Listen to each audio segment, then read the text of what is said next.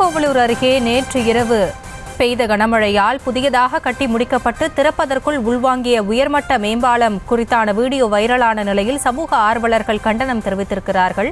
அது குறித்தான வீடியோவையும் ஒரு புறம் பார்த்து வருகிறோம். விவரங்களோடு இணைகிறார் எமது செய்தியாளர் ஜனார்த்தனன். விவரங்களை வழங்கலாம். வணக்கம்.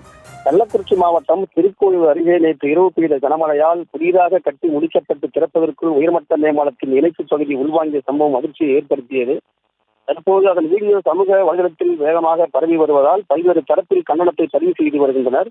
இதற்காக இணைப்பு பகுதி உள்வாங்கியது தரமற்ற முறையில் கட்டப்பட்டுள்ளதால் உள்வாங்கியதா என்பது குறித்தும் துறை சார்ந்த அதிகாரிகளை தொடர்பு கொண்டு தற்போது நடைபெற்று வரும் நடவடிக்கைகள் குறித்தும் கேட்பதற்கு முயற்சி செய்தும் அதிகாரிகள் அழைப்பை எடுக்க மறுத்து வருகிறார்கள்.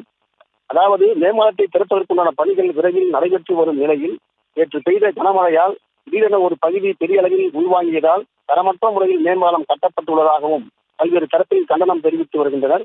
துறை சார்ந்த அதிகாரிகள் அலட்சி போக்கோடு செயல்படுவதாகவும் இதுகுறித்து பல துறை சார்ந்த அதிகாரிகளை தொடர்பு கொள்ள முயற்சி செய்தும் அதிகாரிகள் தொடர்பு கொள்ள முடியவில்லை என்பதால் மாவட்ட ஆட்சியர் நேரில் மேம்பாலத்தின் தரம் குறித்தும் ஆய்வு செய்ய வேண்டும் எனவும் அவர்கள் தரப்பில் கோரிக்கை எழுந்துள்ளது.